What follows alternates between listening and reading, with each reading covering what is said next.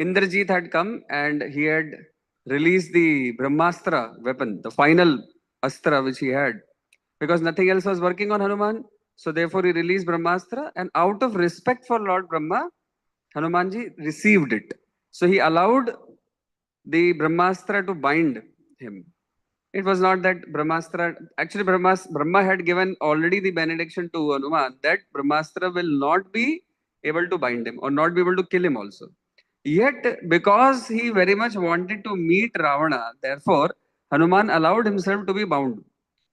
Right? Hanuman allowed himself to be bound. But the foolish soldiers, not understanding the power of Brahmastra, they brought some more ropes and they were binding Hanuman over the top of it also, which made the Brahmastra basically useless because any other rope bound on the Brahmastra will not actually work.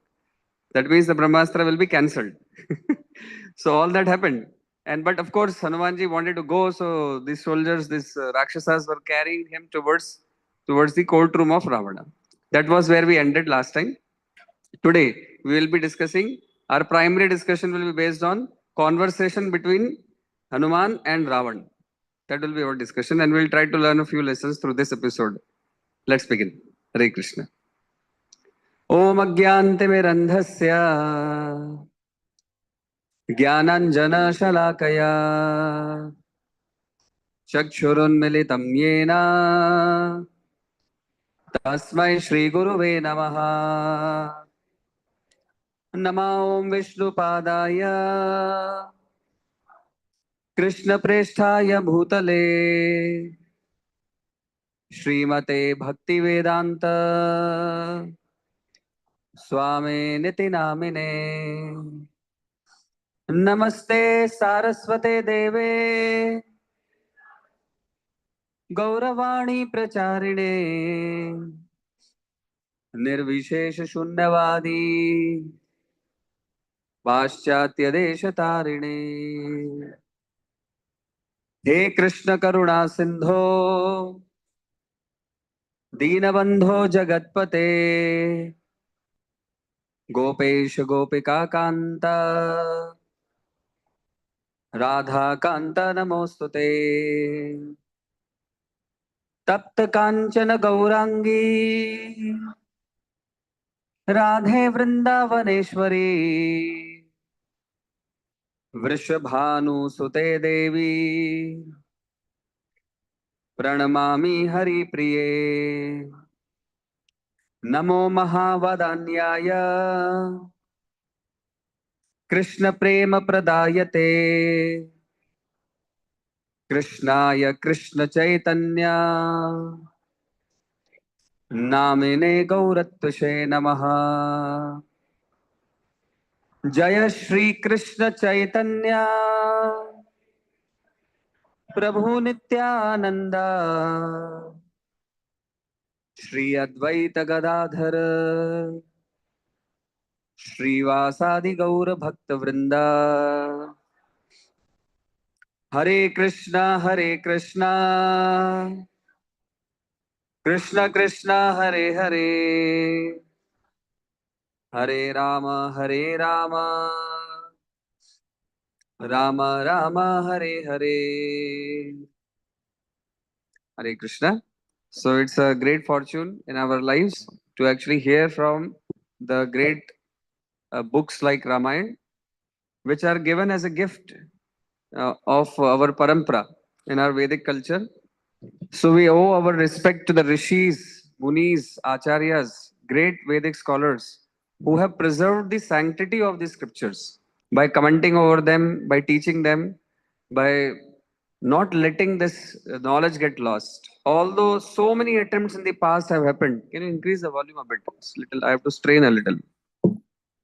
Although so many attempts happened in the past, however, despite the attempts of the foreign invaders from various countries, India is the only country which never invaded another country because we are not insecure people. We are very secure people. We have the dignity to not go and conquer other lands. Whereas so many others came to our land, of course, till the time the Kshatriya dynasty was properly preserved, Till then, till the time Kshatriyas followed the Brahmanas, till then they were powerful. Hence, they could protect the motherland. However, later on, since the Kshatriyas became very egoistic, so therefore the downfall was sure. It was only time that the Mughals, invaders, many others, then France, then Britain, so many other people came actually to this country to plunder this country, which was because it's a country where a lot of wealth was there. Hare Krishna. Mataji. Welcome. So, I'm welcoming both of you. Yes. So,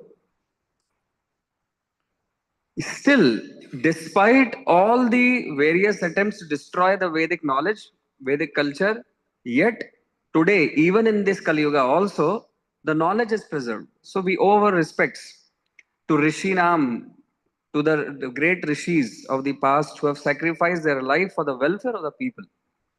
We also owe great respect to all the acharyas of the different Vaishnava paramparas who, in their own way, have protected this culture, which is, of course, broken, but yet still is present today, and we are able to speak from this Ramayana.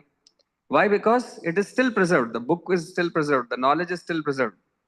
So, therefore, in the beginning itself, we should feel grateful to these great acharyas. Today, we cannot be discussing these things unless those great devotees in the past had done various amounts of sacrifices. Prabhu, welcome. I'm so happy to see you. Hare Krishna. Yeah, so we are able to discuss this only because of those great acharyas.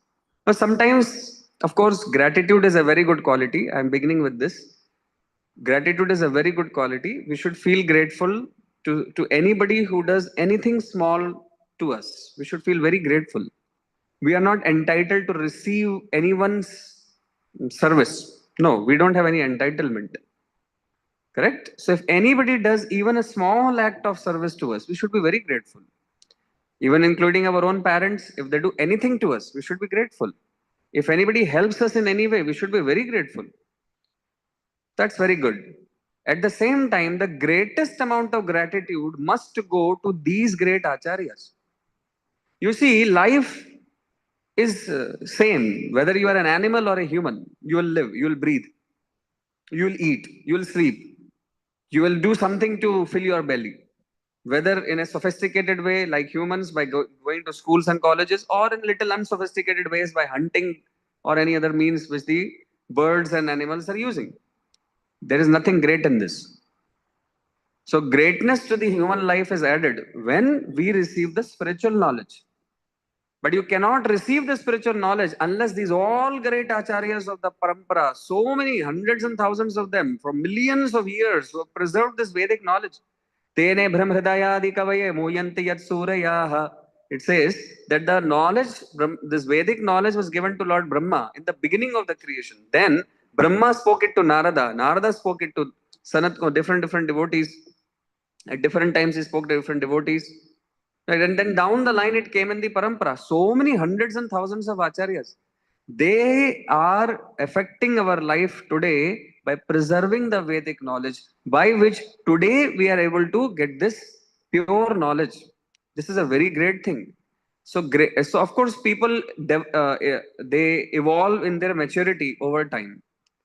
When a child is so small, they are always ungrateful. A child is always ungrateful.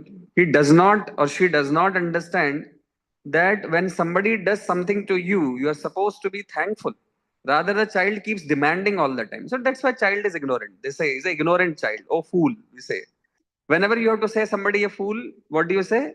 Why you are behaving like a child? Correct? Yes or no? To a grown-up person, we always say, hey, why are you behaving like a child? Huh? Why are you behaving like a kid, small kid? What does it mean? It means you are behaving in an immature way. In Sanskrit, we have a word called as arbhakai. Arbhakai means immature or boyish, childish. Translation of arbhakai means childish or somebody who has not developed maturity.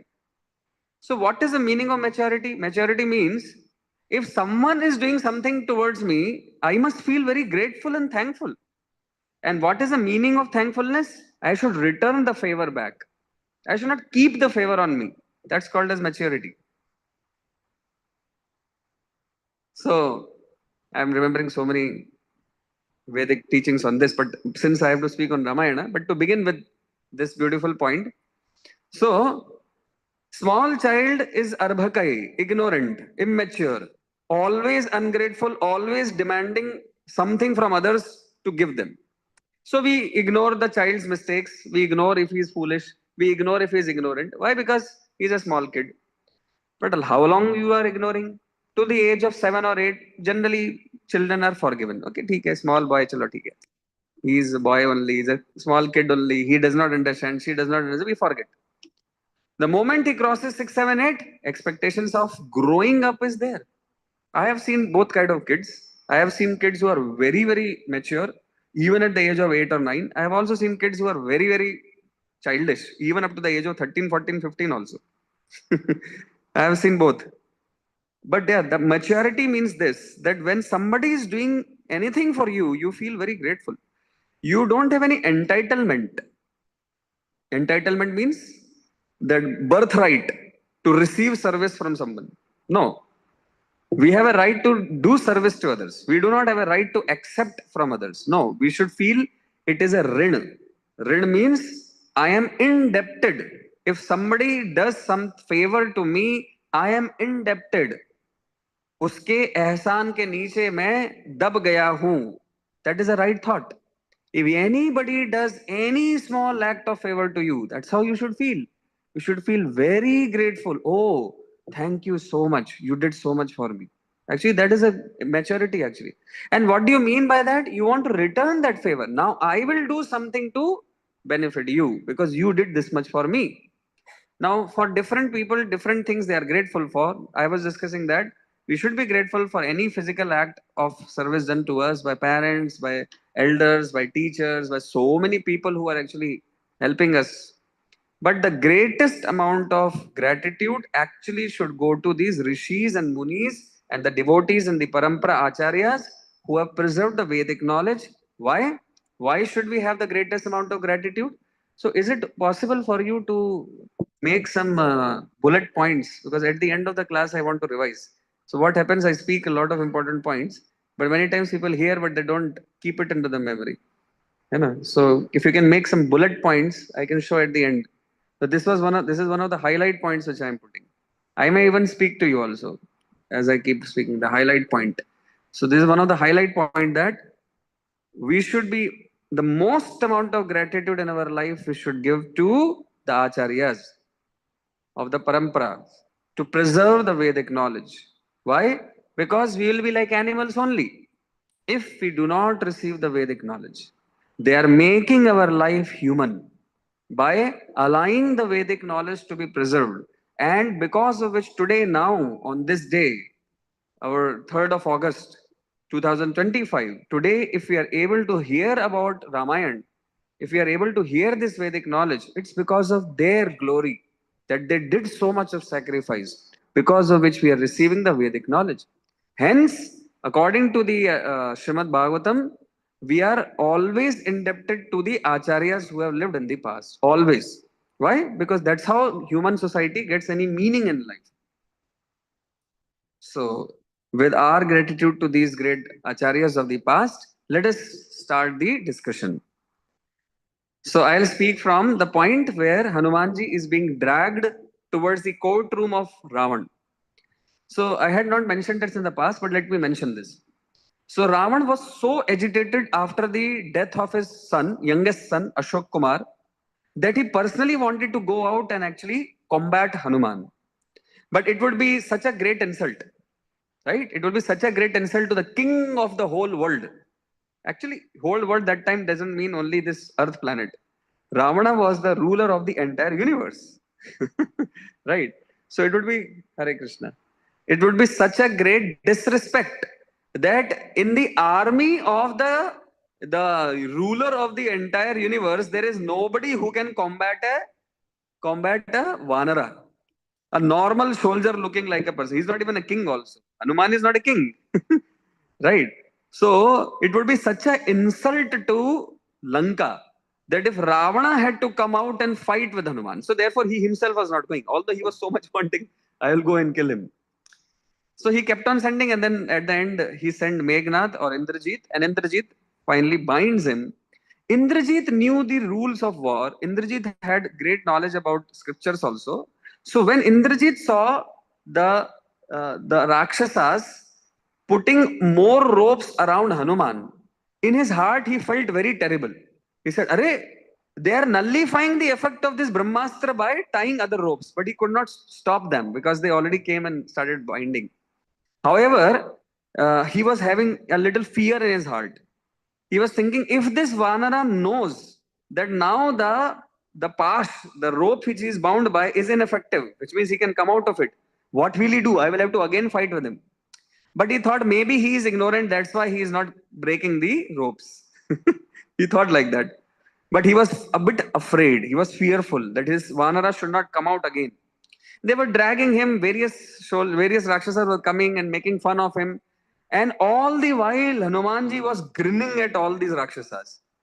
And this Indrajit was thinking, is it that I am carrying Hanuman to the court of Ravan, or he is allowing himself to be carried? I'm little doubtful. He was feeling like, what is it? What is going on? All the time he's grinning his teeth and he's having some sinister type of a smile on his face. Seems like he has some plan. I don't know what it is. So he was a little bit confused. So as I'll describe the entire series of events today, one of the peculiar things will be Meghnad all the while was a bit fearful. What was his fear? That this Vanara should not come out again of this rope. And what will happen if he comes out? He was always fearful of the entire thing because he was the person in knowledge that now the Brahmastra is no longer effective. Why? Because other soldiers have bound some ropes. Okay, so finally, Hanumanji was dragged inside. He was being insulted, infuriated. They were trying to harm him, harm his body in different ways by poking him with different types of weapons. Hanumanji was tolerating all of this only for one reason, because he wanted to give a message to Ravan. He wanted to give a message to Ravan. So he was tolerating all of that, ignoring all of that. And finally, he reached in front of Ravan. In the courtroom of Ravana, Ravana was extremely angry, furious, with so much, he was like having so much of anger. Who is this person who has devastated my army today? Who is this person who has killed so many powerful heroes of Lanka? Who is this person who has killed my own son? And now Ravana was face to face meeting Hanuman. And his anger was boiling, it was coming on his face. He was holding on to the goblets nearby his throne. And he was like as if he'll crush them all. His anger was increasing. The more Hanuman was coming near to him, being dragged, the anger of Ravana was increasing and increasing. On the other end, Hanuman, first time he was seeing Ravana eye to eye contact. Before this, 2 times he already saw Ravan. Remember? We spoke about it. First time when he entered inside the bedroom of Ravan. And second time when Ravana came to meet Mother Sita in Ashok Vatika. 2 times he already met, but first time he's meeting eye to eye contact, right, with him. And this was the third time. There is a Sanskrit shloka which I have not fully memorized. This is not the right method, actually. So, Hanumanji, first time he was seeing, but third time, it was the kind of third time he had come in front of Ravan. Each time he came in front of Ravan, Hanumanji was spellbound. He was thinking, Raman describes, Hanumanji was thinking, he is the most charismatic person I have ever seen in my life till today. He is the most charismatic person. What a great power he has. What a conduct he has. Anybody will surrender in front of him. He has great power he has. His whole body is effulgent. And he looks like, a divine personality. Right? So Hanumanji, he was seeing him face to face and he was looking at his whole bodily features from top to down, measuring his strength, measuring his character. And again, Hanumanji was spellbound, awestruck with the glory of Ravana. Ravana was not an ordinary demon. Like sometimes in the movies we show Ravan. And Ravan looks more like a Joker in those movies. Like he has some teeth. I don't know if it falls. It's wrong. It's not the right method to keep the stand. So, sometimes we show he has some teeth coming out from here and he has some very broad brows, looks like a comical feature, his, his what do you call, ears are sharp like this, like an elephant, like raised like this, and some red type of, colors are put on his face. It looks more like a joker, but actually in reality, Ravana was very charismatic, very handsome looking person, extremely, powerful also, of course. Very broad chest, huge, mighty arms he had.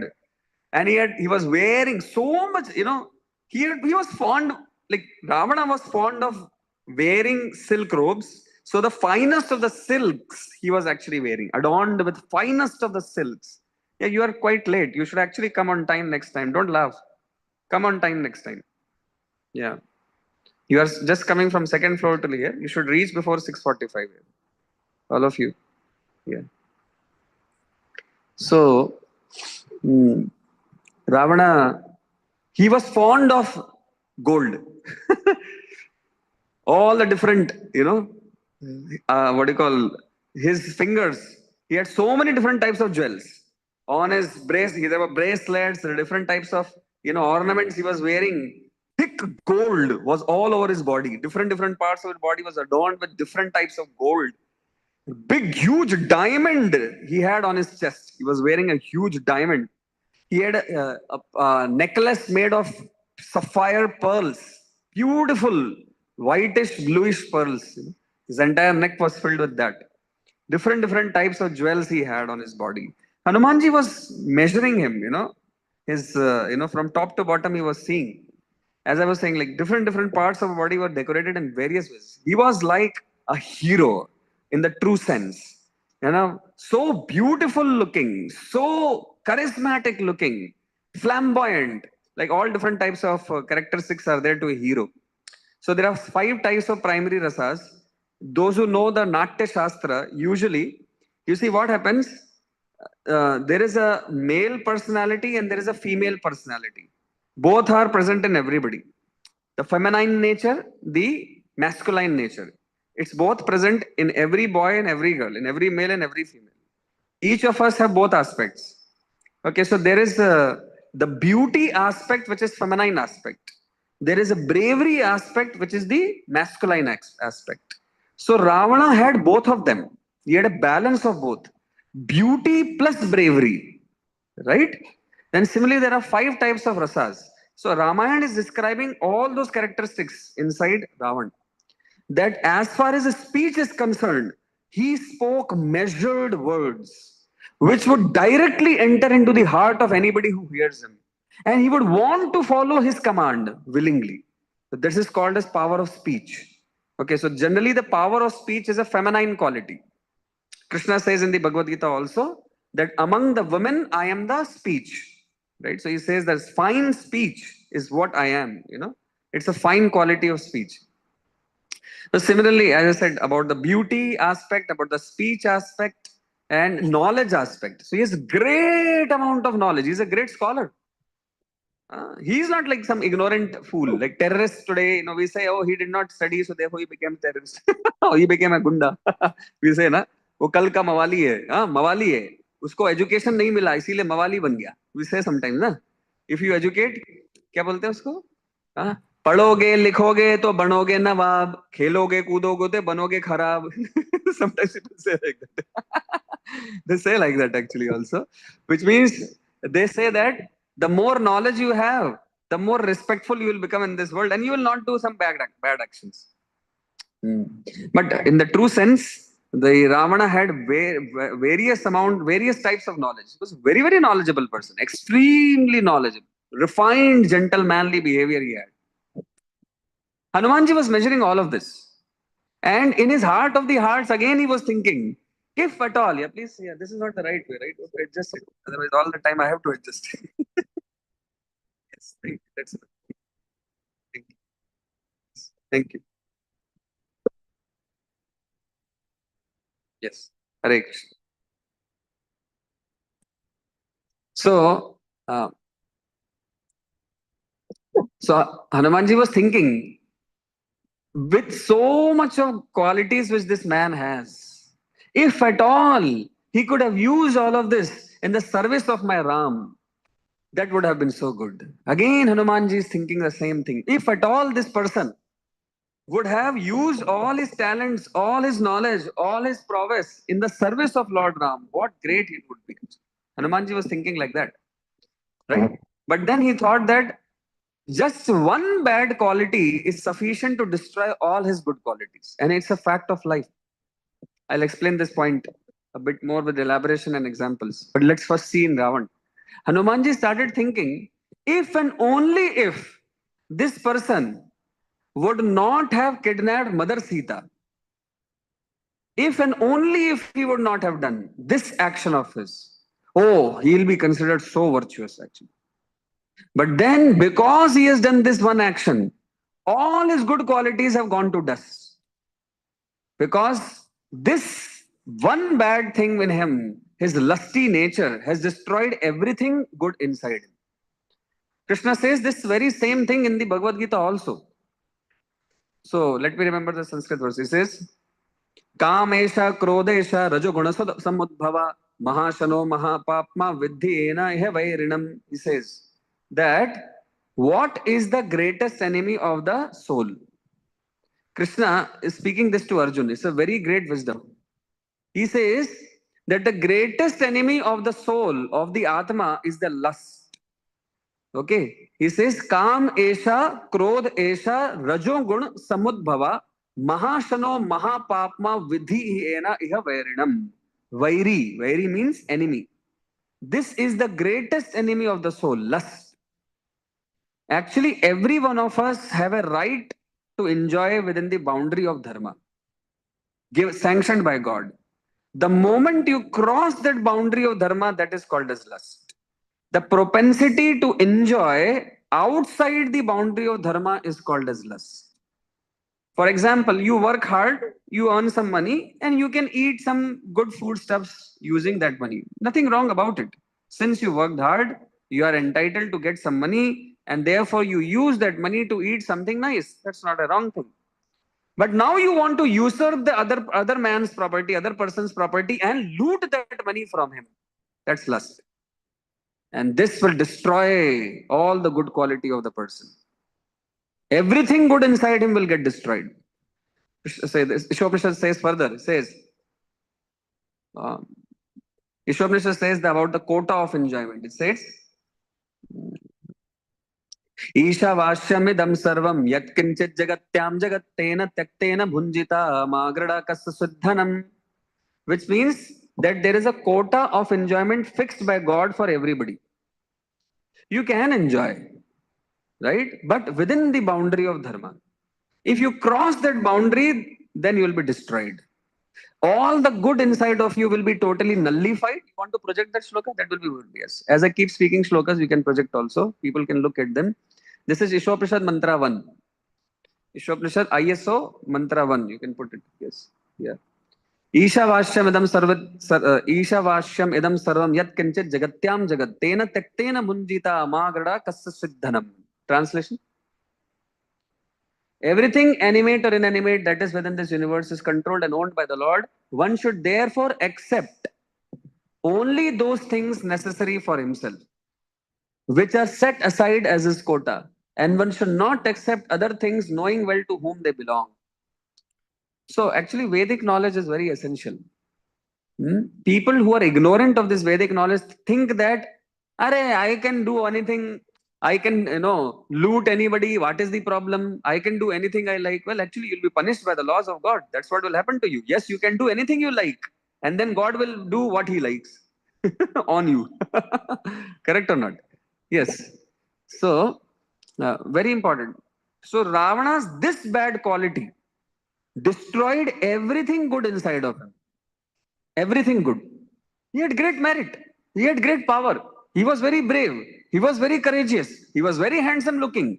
He had great knowledge. Everything got destroyed totally to dust because He was having lustful nature. Crossing the boundary of dharma, he tried to enjoy, finished. And this has a very great lesson. No matter who you are in this world, you will have the similar consequence in your life if you try to go beyond the boundary of dharma, whoever you are. So, therefore, one should subordinate oneself to the dharmic principles, knowing very well that if I cross the boundary of dharma, I'll be destroyed. If even as powerful a person as Ravana could not stand against dharma, who are we? We are tiny, minuscule people. Who are we? Will be definitely destroyed, actually. That is why, see, some types of fear are good in life. One of the type of fear is good is, am I doing anything adharmic? This question should enter in our hearts. You see, good souls are those who have fear of doing something wrong. And if from the heart of a person this fear goes away, he becomes a bad person. You see, how many of you sitting in this hall have you observed when you are about to do something wrong, your heart starts palpitating very fast. Tick, tick, tick, tick, tick, tick. And you start getting little fear. Have you observed this? Raise your hand if you observed this. Yeah, that means you have goodness inside of you. That means you have goodness inside of you. Right? Yeah, that is Paramatma inside of you telling you are doing something wrong. Paramatma is there inside every heart. He's telling you, Arey, don't do this, it's wrong. But if you ignore that command coming from inside, don't do this, you ignore it, then that feeling of fear will go away eventually. And then you will become a bad person. So never cross this Lakshmana Rekha of Dharma. Never cross this. Why? Because this act of yours will destroy everything good inside of you. Yes, that was the problem of Ravan. So you look at Ramayana, Ramayana is glorifying the character of Ravan also. It is not that it is telling Ravana had all bad qualities. No, not at all. We looked at it. Huh? Even Hanumanji is thinking about him. He's so powerful, he's so great. Right? At the same time, this mighty Ravan was destroyed. This is a great lesson for all of us today sitting in Kali Yuga.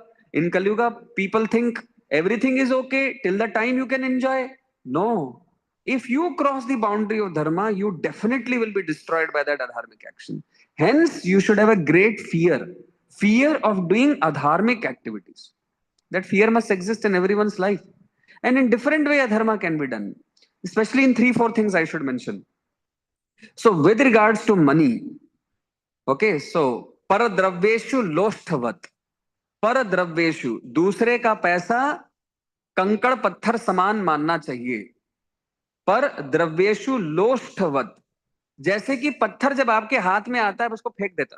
क्या, so many stones are available. You don't keep carrying in your pocket, na? Do you? Do you carry stones in your pocket? Nobody. No sane man will. Some fool can. Similarly, when you see another man's wealth or property, immediately, no, this is belonging to this person. Hare Krishna. It's not mine, it's yours. I should not take it. It is yours. Now, that is very important. You earn your own wealth by your hard work. There's nothing wrong about it. You have a right to earn your wealth by your hard work. Right? Sincerely, you perform hard work, you can get wealth. You do pious activities, good ritual, good dharmic activities, definitely wealth will come to you. Lakshmi will come to those people, those who are worshippers of Narayan, because Lakshmi stays at the feet of Narayan. Right? So therefore, there is nothing harm to earn wealth by dharmic means.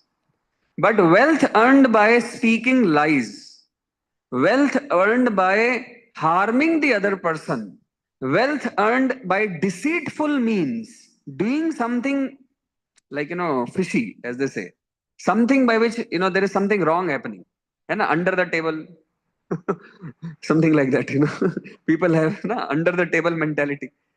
That money will destroy you, actually. That money will destroy you. It will not do anything good. You may think I am getting one more car, but that car will take you to Yamloka. Correct. So therefore, paradravyeshu lostavat, paradareshu matravat. So, okay, you have a right to marry. There's nothing wrong. You have a right to marry and care for your family. See, marriage means responsibility. A man marries then he has to take responsibility of the girl and the children which will come later on. So that is dharmic. Perfect. Dharmic marriage means husband will marry, husband will work hard, husband will provide all the necessities of life to the wife and care for the wife. Perfect. But par dravyeshu, oh, another man's wife or somebody who is not your wife, you are eyeing towards that woman, that will destroy you. That will destroy you actually. Even though you may have many big things, good things in you, everything will be destroyed if you are trying to see towards another woman who is not your own wife. So there is nothing wrong in marriage, absolutely nothing wrong. It's a wonderful process, vivaha. Vivaha is glorified in our scriptures. It's one of the samskaras in our scriptures. Samskar means it's a pious activity, correct? Vivaha samskar, we say, right or not? So therefore, nothing wrong in vivaha. Absolutely nothing. Of course, it has to be under the sanction of the parents, naturally. Naturally, it has to be under sanction of the elders and parents and relatives. With their blessings, we do vivaha. But nothing wrong in the vivaha. At the same time, trying to eye toward on another woman who is not your wife will destroy you. Absolutely. Of course, the same from the opposite gender also. If a girl is looking towards another man who is not her husband, that will destroy her. That is called as lack of chastity, right? So, of course, in young age, you might have so many feelings and this and that and emotions. So, therefore, dharma must be learned from the young age. So, dharma means to check our feelings which are against the right thing. Okay, I am getting a desire that there is gulab jamun and I am thinking I want to eat the gulab jamun. That is my feeling. My feeling is I like gulab jamuns, I want to eat them. But my intelligence should say, Arey, that gulab jamun I have not purchased. No? I should look in my pocket. Arey, I have money or not? Arey, I don't have money. Then how will I purchase this?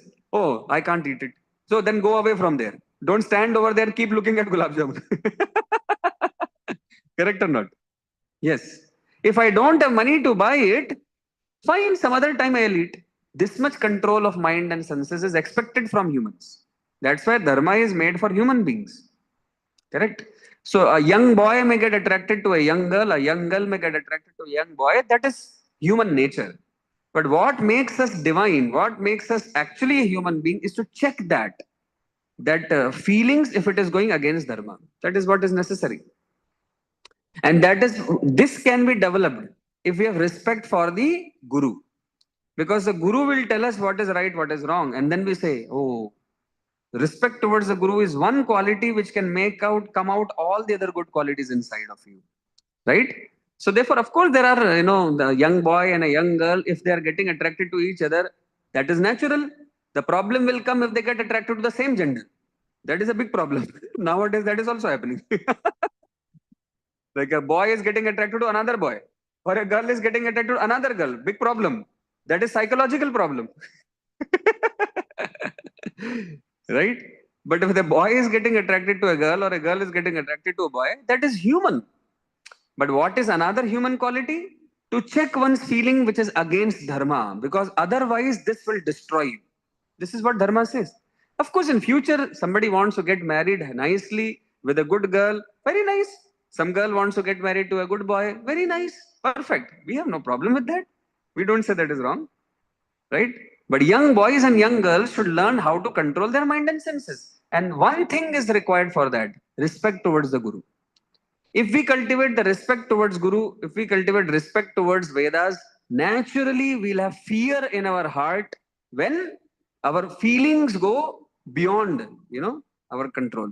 Like when I was a boy, 15, 16 years of age, in our own school also, there were boys and girls. Up to some age, there was restriction. I think I remember up to 8th standard, I was in a school where the boys and girls were made separately sit and everything. But later on, as Kaluga is progressing, things, so in the school, boys and girls start talking, but I was fearful. Seriously, I was fearful to talk to a girl actually. Because I had heard in my family that, boys should not talk to girls. I was fearful. Shy, a bit shy that, how can I speak? It is difficult for me to, speak to a girl. Not because I can't speak, but because it's not something which is correct. Right? It's not something which is correct. This is not something which I should be doing. So, we would tremble if we have to speak something to a girl, actually. Does it mean we have lack of self-confidence? Not at all. Well, this is dharma. That is not called as lack of self-confidence. To become a monkey is not self-confidence. Monkey means somebody who keeps jumping around here and there. That's called as a monkey, right? So one should have the fear of doing wrong thing. It's a good thing, good fear. It's not lack of self-confidence, not at all. It is a very high confidence to always follow dharma despite whatever my feelings are. That's a very high self-confidence, which we can see in Hanumanji also. Okay, so this one bad quality in Ravan destroyed all his good qualities. And that's what Hanumanji was thinking.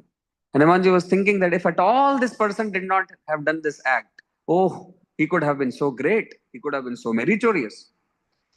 So while the anger of Ravana was increasing with every moment passing, the Hanumanji was like kind of, as I say, nonchalantly behaving, as if it was like he was not at all fearful. He was not at all feeling afraid. He was not at all feeling like I will be punished. He was like very coolly sitting. Like sometimes one's cool nature can destroy the pride of the other person. Like the other person is becoming furious and angry and angry. Chill. The other person becomes more and more, like what is this person? He is not at all afraid. Coming in front of me, I am the god of death. Huh? Still, he has no fear. So this was making Ravana even more angry. So in fact, he was thinking, I will go and kill him right now only. Now he has come in front. No, I will kill him. So the anger of Ravana kept on increasing so much that Hanumanji observed with his own eyes. His one head became two, two became four, and finally 10 heads came out. 10 full heads, all of them with furious eyes. 20 eyes were sternly looking on Hanuman, as if by eyes only he will burn Hanuman. So much anger he was looking at him. And then his two arms became 20 arms. 20 arms it became. And Ravana was punching his fist on other arms like that, 20 arms. Like I have only two, so I can only do once. But he was doing 10 times, as if he will kill him only. He will like pulverize him. So much anger. But because this was the entire full court, everybody was sitting, so many ministers were sitting, Ravana controlled himself, his anger. He thought, if I will personally kill him, it will actually not be good. People will think, why this king had to come down to this ordinary soldier, who is not even a king also. He had to come down and kill. So he was controlling his anger. So finally, one of his ministers, he told that you go and inquire. We have some questions. He wanted to ask, but he asked one of the ministers, Prahasta. Prahasta was one of the ministers whose son was killed by Hanumanji in the battle just some time ago only. So again, he was also very angry. Prahasta was also very angry. However, Prahasta again controlled his emotions. He went in front of Hanuman and he started asking questions. And he said, "Oh Vanara, you are in the country of Lanka. And now you are the captive of the Lankan army. Please know the rules of this Lankan court. Be very careful of speaking anything because your words will either be held against you or they can gain you some favor. If you speak the truth, we may forgive you today. Or if at all you speak one lie also, you definitely will be killed. We have few questions to ask you. With full honesty, tell us the answers of these questions. Who are you? And who has sent you to this place? You cannot be a Vanara because we know the strength of the Vanaras. Your strength supersedes any Vanara of this earth. Who are you? And then Prahasta went on to ask, are you appointed by Indra to come and do some harm to Ravana's army? Or are you coming from Kubera? Has Kubera sent you over here to spy on Ravan? Or you are a servant of Vishnu who has come here to harm Ravan in some way? Who are you exactly? And why did you destroy Ashok Vatika? And why did you kill so many soldiers of the Lankan army? These are our questions. Please answer them in full honesty. Hanumanji was very nonchalant, completely unafraid. In fact, smiling in between sometimes. And whenever he would smile, Meghnad would become tensed. Because Meghnad knew he is no longer under the control of Brahmastra, Brahmapash. He can anytime come out of it. Why is he smiling like this? What is in his mind? Every time he smiled, Meghnad would go tense. Arey, kya karna padega abhi? Fir se fight karna padega. Very powerful person is this, you know. He was thinking, what is in his mind exactly? Why is he thinking, behaving like this? Why is he smiling in between in front of Ravan? Nobody ever smiled like this. And this person has no fear only. Hanumanji started speaking. He spoke many things. I'll speak slowly. I'll try to cover everything he spoke. Lot of things he spoke actually. He started like this. He said, so Prahasta was asking him questions, but Hanumanji never looked at Prahasta. He always looked into the eyes of Ravan, as if he is only communicating to the Ravan. Looking at Ravana's eyes, you know, Hanumanji started that I am an ordinary Vanara from the Sugriv's army. Please know, I am not the agent of Indra or of Kuber. I am an ordinary soldier from the army of Sugriv. And I have destroyed Ashok Vatika because I wanted to meet the king of all the Rakshasas, which is very, very difficult.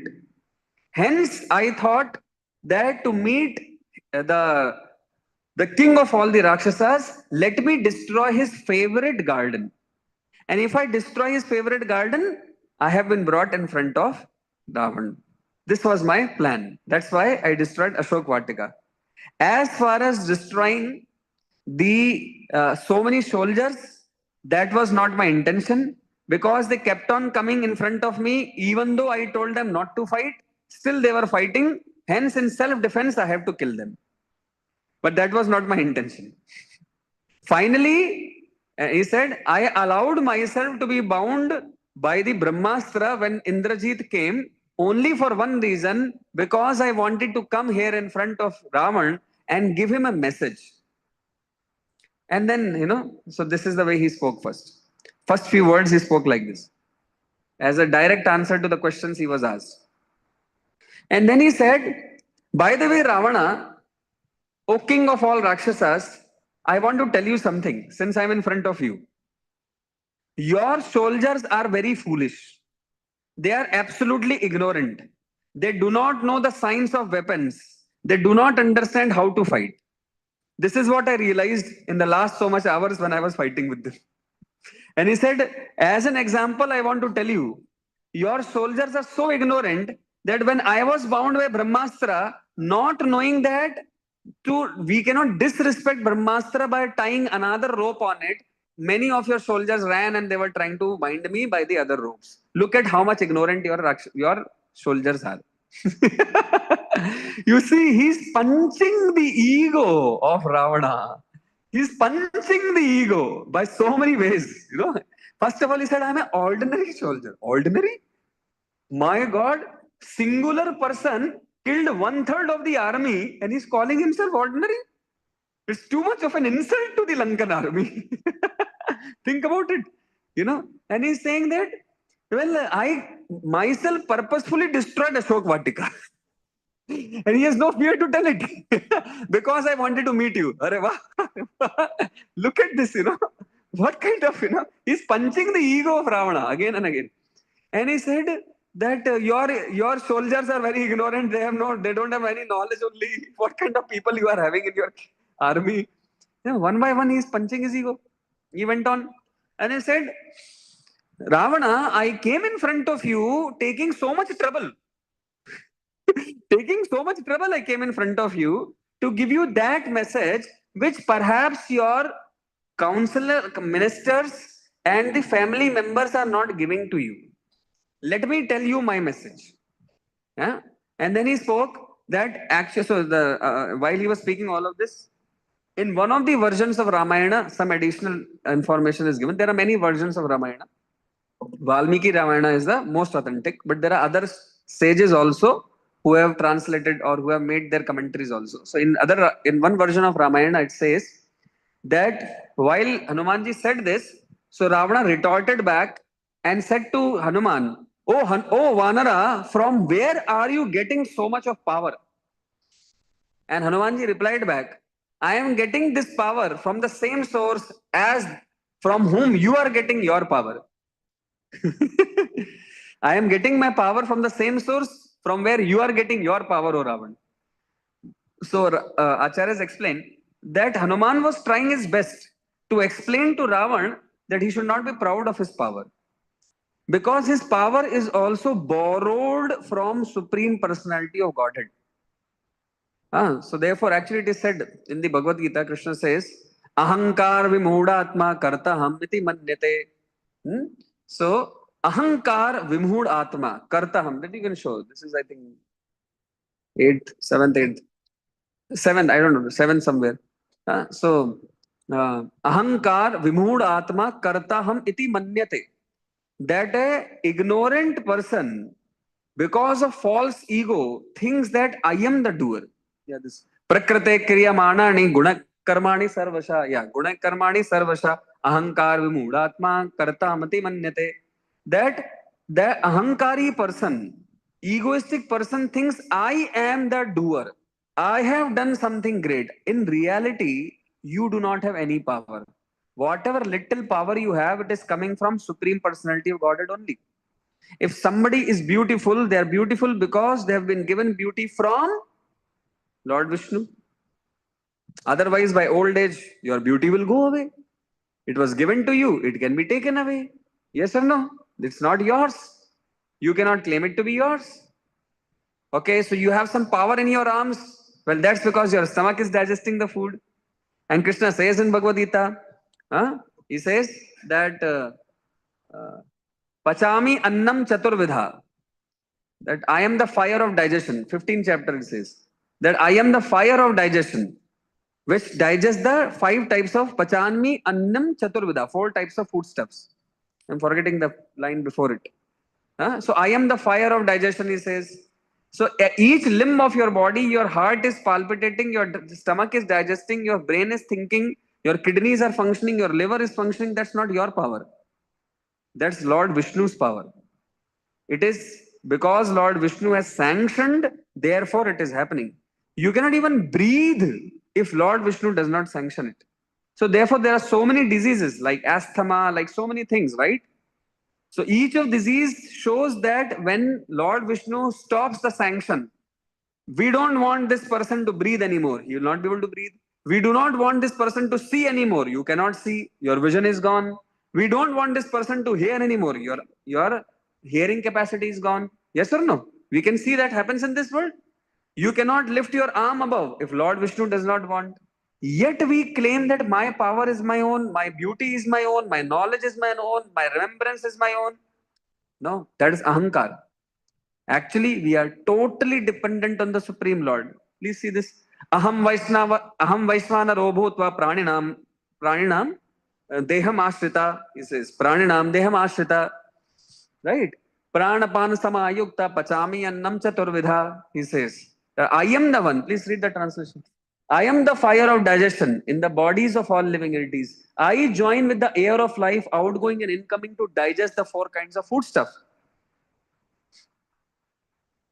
Now you understand, when Lord Vishnu does not want, your food does not get digested. Yes, now you understand that. Yes. Okay, anyway, I mean, jokes apart, the point is everything which we have, not only this, he says further also. What does he say about remembrance? For students, it's very relevant. What does he say about remembrance? He says that matta smritirgyanam apohanam cha. He says matta smritirgyanam apohanam cha. That's also in 15th chapter only. है ना? So what is the one line before that? That Vedaisha sarvam ahameva vedyo vedant krit veda videva chaham. Yes, yeah, this only. Sarvasya chaham hridhi sannivishto. Yes, sarvasya chaham hridhi sannivishto matta smritirgyanam apohanam cha. Vedaisya sarvarhameva vedyo Vedanta krit vedeva chaham. Right? So he says there. What is it? 15.15, huh? What is 15.15? So here for students, this is a very good sloka to memorize. I am seated in everyone's heart, and from me comes remembrance, knowledge, and forgetfulness. From him comes.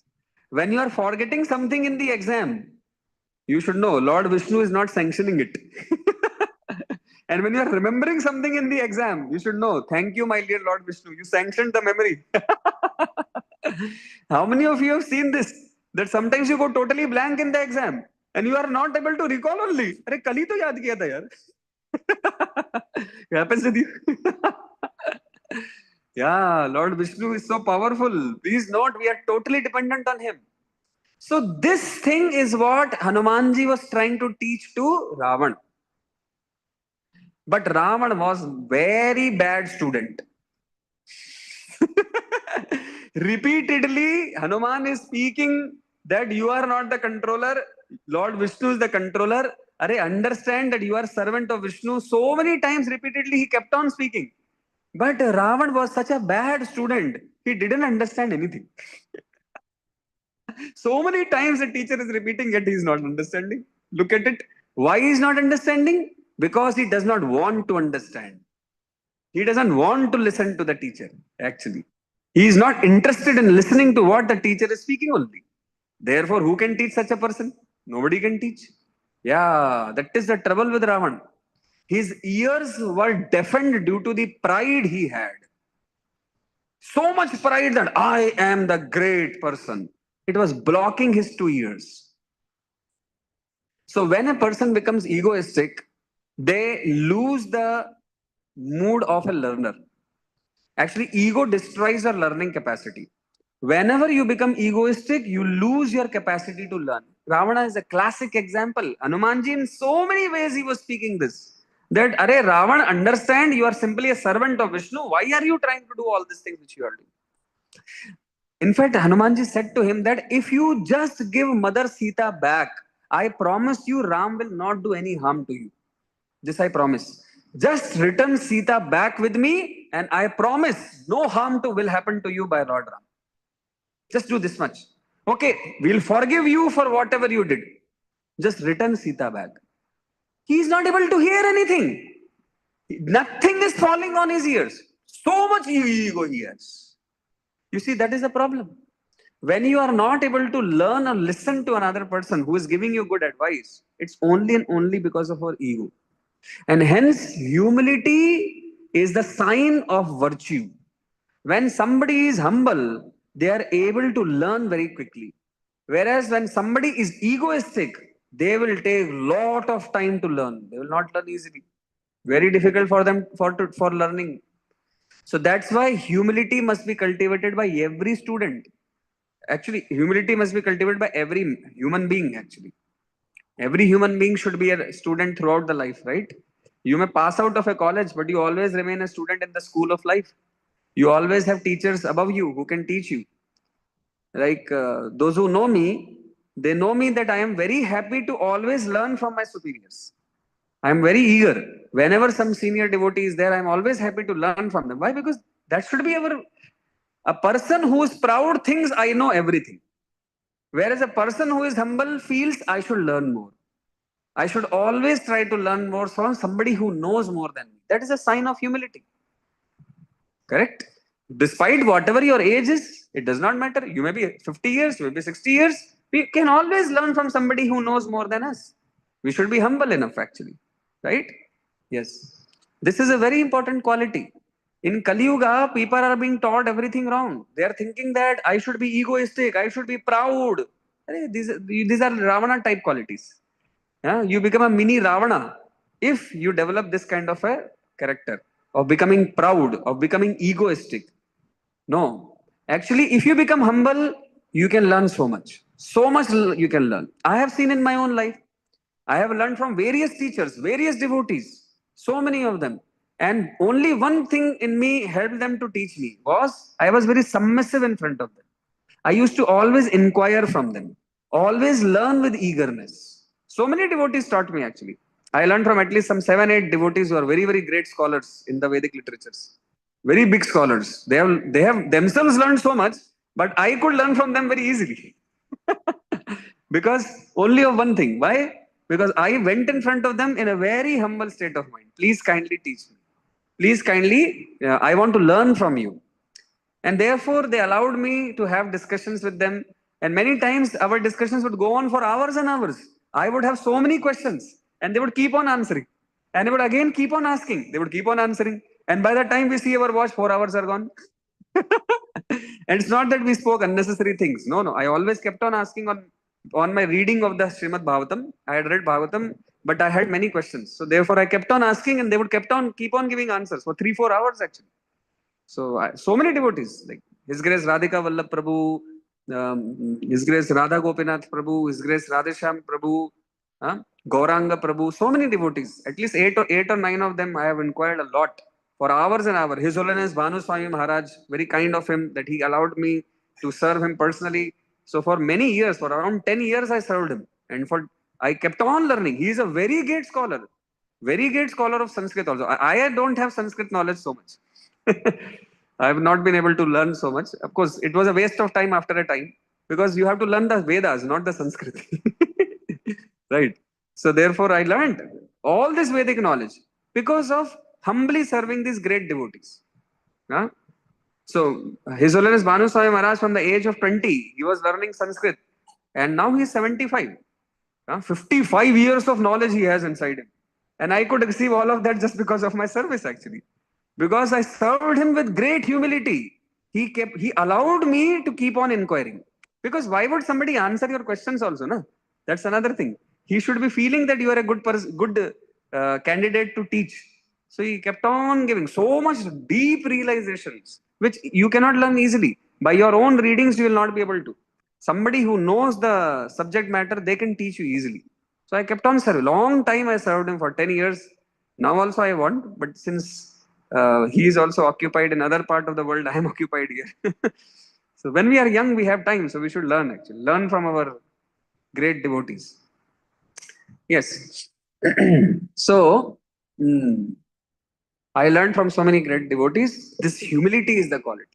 In front of somebody who knows more than you should be very humble. Never feel proud. This is a sin actually. If you want to learn, it's a sin. Sin of a student is to become proud in front of your teacher. No. Then you cannot learn anything. Or to become egoistic and stubborn in front of a teacher. Then you cannot learn anything. In fact, the teacher will lose interest also to teach you. Correct. So Hanumanji is an expert teacher. But he could teach Vibhishan. He could not teach Ravan. Was it a problem of Hanuman? No, it is the problem of the student, the receptor. He is not receiving only. To Vibhishan also, there was a conversation, there was a discussion. Remember I spoke of it, that how Vibhishan asked this, that, Arey, how can I betray my brother? And Hanumanji told him, if you think you are a body, if you think you are the body, yes, your dharma is to beside your brother. But if you think you are the soul, then your dharma is to serve the master of your soul, who is Lord Ram. And hence you should serve Lord Ram. Now you decide who you are. And Hanumanji left. This one line was sufficient for Vibhishan to surrender his full life to Lord Ram. Whereas a long speech and message with lot of repetition to teach Ravana is not even falling on his ears. Not even a small change happened inside of it. So do you think that something is lacking in Hanumanji? No. What is lacking? The attitude of the person receiving that knowledge. That was not there only. Hence he did not receive anything. So this is another lesson for us, that we should be very humble. If you are humble, you will learn very quickly. If you are not, lifetime you will not learn. Because nobody can teach a person against their will. Whereas if you are submissive, if you are humble, very quickly you can learn. So I always tell this to the students also. IQ is not required to learn. What is required? EQ. What is this EQ? Humility and sincerity. That's all is required. If you are humble, you do not challenge your teacher, you are submissive towards your teacher, you respect your teacher very much, You're eager to learn from him. You're eager to do what he says. Finished. You'll become a great Pandit. You'll become a great person, actually. Just this much is required. But the people don't have this only. Then what to do? Then what to do? Very difficult. You cannot punch inside these qualities into anybody. They have to be developed by one's own decision. They have to be developed by one's own thinking. They have to be developed by one's own natural feeling. Oh no, I should develop this. Then it happens. Yes, you understand? Yes. So Ravana then spoke that, oh Ravan, let me tell you that the Lord Ram, the king of Ayodhya, was banished for 14 years to stay in the forest. While he was staying in the forest, his wife was found missing. And hence he started searching for his wife, Sita. And as he was searching for his wife, she came to Kishkinda Kshetra and met my master Sugriva. And because they both of them had a similar condition, Rama had lost his wife as well as Sugriva also had lost his wife because his brother Vali had kidnapped his wife. Okay. So therefore they both helped each other, and that Ram, who is the Lord of the whole universe, he killed Vali very easily. And he mentioned the name of Vali for a reason, because if Ravana was afraid of anybody, that was Vali. Because once Vali had come and Ravana had entered in the kingdom of Vali, the brother of Sugri, right? So once Ravana had entered into the kingdom of Vali, at that time, Vali just, you know, caught hold of Ravana and kept him inside his, beneath his arm. And he jumped 3 mountains while chanting his Gayatri. And then Ravana fell at his feet, forgive me, we are so powerful. And then he said, okay, go away. Don't come inside my kingdom again. So the only person Ravana was afraid of was Vali. And this Vali was killed by Ram. This was another blow to the ego of Ravan. Hanuman was again and again punching his ego. But Ravan did not listen only. He said, that Vali whom you are afraid of, Lord Ram killed him by a single arrow. By a single arrow. Hanumanji mentioned it. And he said, then Sugriva, he sent various Vanaras in various directions. I am one of those soldiers of Ravana, of Sugriva, who has come to your kingdom in search of Mother Sita. I was searching for Mother Sita everywhere. Finally, I located her in the Ashok Vatika, and I came to understand that you have kidnapped, Mother Sita. Oh Ravan, you are also the knower of scriptures. You know that this is great adharma to keep another man's wife forcefully inside your kingdom. You should immediately release Mother Sita. And you will be forgiven for whatever you have done. But if you keep Sita in your kingdom, your entire dynasty will have to pay the price. As I go back and give the message to Lord Ram, he will come here with all the military force and your entire dynasty will be destroyed. He was again and again punching some, message to Ravan. And he said, give back Sita now and you can live in peace forever. Nobody will come and, fight with you. If you don't, you will definitely be destroyed, O Ravan. As he was speaking all of this, everybody sitting inside that courtroom, they started sweating, understanding who has come here. Of course, he also said that I am the messenger of that Ram. Know me as the messenger of that Ram who has come here today in front of you. I am the Ramaduta. I am the Ramadas who is speaking to you today on behalf of Lord Ram. Okay, so when he spoke all of this, everybody in the courtroom, they were sweating. They said, my God, if this one single Vanar had so much power to destroy 1/3 of our army, what if all these soldiers will come together and attack? All of them were feeling very, very, disturbed. But they were also disturbed by one reason. They were thinking, what will happen next to this Vanara? Because they knew Ravana will attack him. In fact, they were thinking, Why has Ravana not attacked him till now? Why is Ravana hearing so many insults from the mouth of this Vanara? What will Ravana do next? Will this Vanar will die or he will survive? All these things were there in their minds. Of course, uh, after hearing this, Ravan stood up. He started pacing back and forth and loudly shouted, "Kill him! Kill this ignorant fool!" You know? And as he spoke that, so many soldiers started rushing towards Hanuman to actually kill him because they wanted to obey the instructions of their king. Just at that moment, another authoritative voice loudly thundered in the courtroom and said, "Wait, you cannot do this." And everybody looked at towards that person who spoke these words, and that was Vibhishan. Vibhishan stood up and immediately folded his palms in front of Ravan and said, "My dear brother Ravan, please forgive me for this audacity. But I want to speak to you that this is not righteous for you, my dear king, to give punishment to a messenger. When a messenger is speaking, it is not his own words. He is a mouthpiece of his king. If you want to fight and kill, you should fight with the king of this messenger.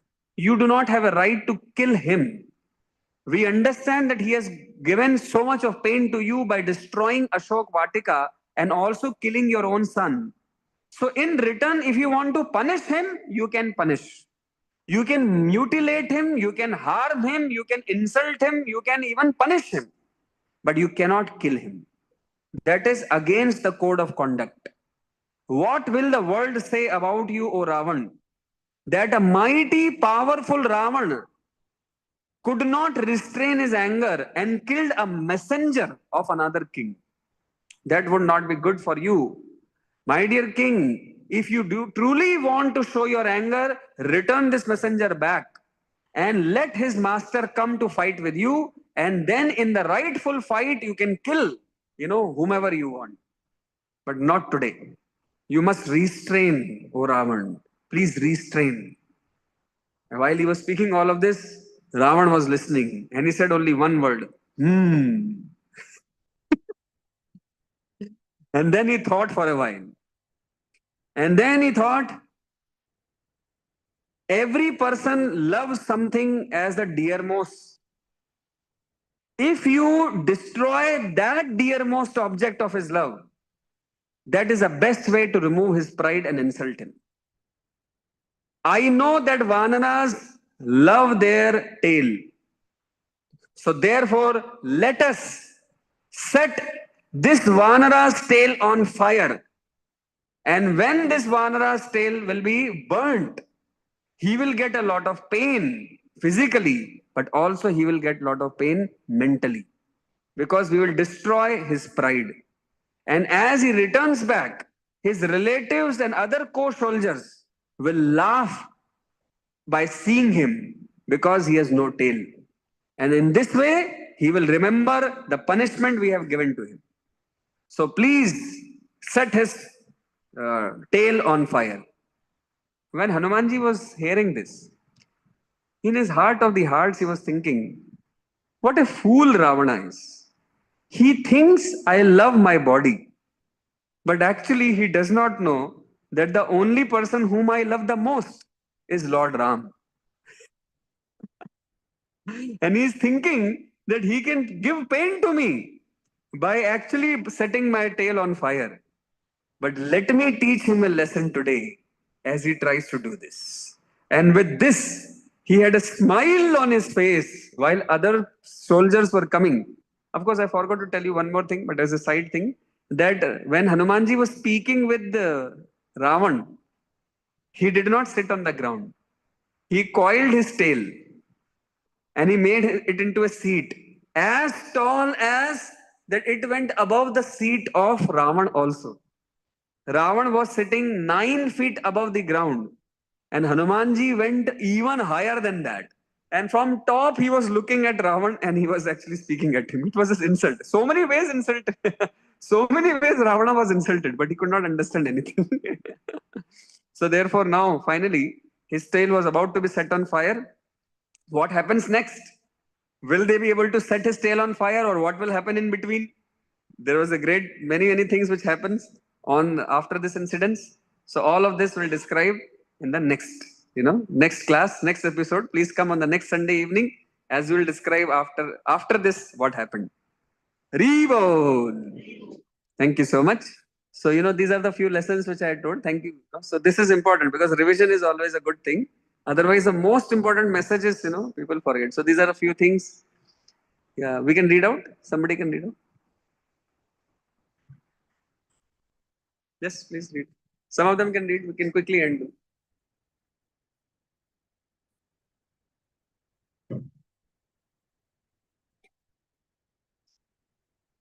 Please read out. Two mics are there from here and from there.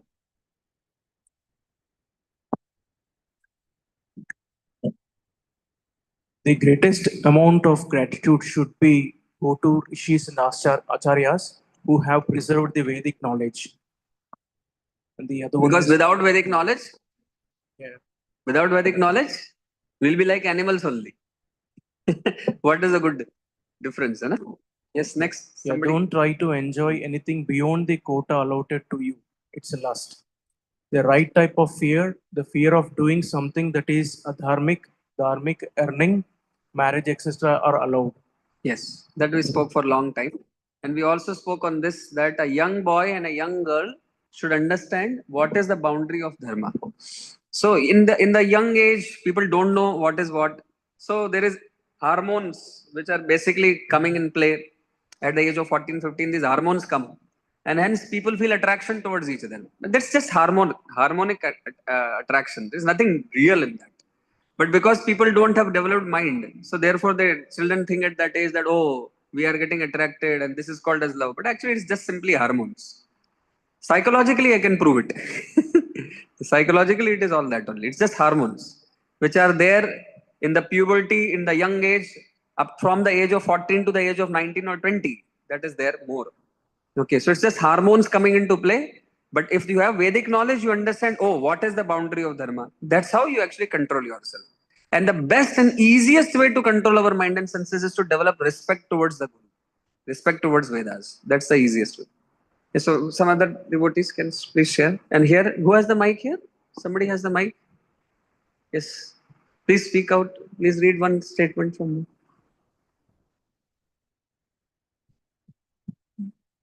Yes. Who has the mic? Who has? Please speak it. Respect towards Guru, very important quality. Can bring out. You can speak a little loudly, right? Respect towards Guru, very Yes. important quality. Can bring out all other good qualities in us. Correct. Can bring out all other good qualities in us. Yes. Next. We From are here. full, From who is having the mic, please? Oh, please. Yes, Prabhu. Yes. We are fully dependent. We are fully dependent on Krishna for strength, beauty, remembrance, etc. Everything. Ahankar means to think that we are source and owners of our strength. Yeah. Not just strength, anything. Our memory, our beauty, our whatever resources we have. When we think, oh, I am the source of all of this, that is ahankar. That's like Ravana was thinking. Right? So, a very important point. Especially for students, they understand. They're dependent on Krishna so much, for getting marks also. Next point. Yeah, somebody, you can circulate. Oh, yeah, please. You can. Ego destroys learning capacity. Proud person thinks he knows everything and closes the ears to learn, whereas humility is the sign of virtue. Humble heart opens up ears to learn. Example, Hanuman could teach Vibhishana but not Ravana. Yes. Thank you so much. Thank you for giving me opportunity to serve you today. We hope that these beautiful stories are entertaining you as well as the deep lessons which we discuss. They are enlightening you as well. Thank you so much. Hare Krishna. Let's meet to the next week. Hare Krishna.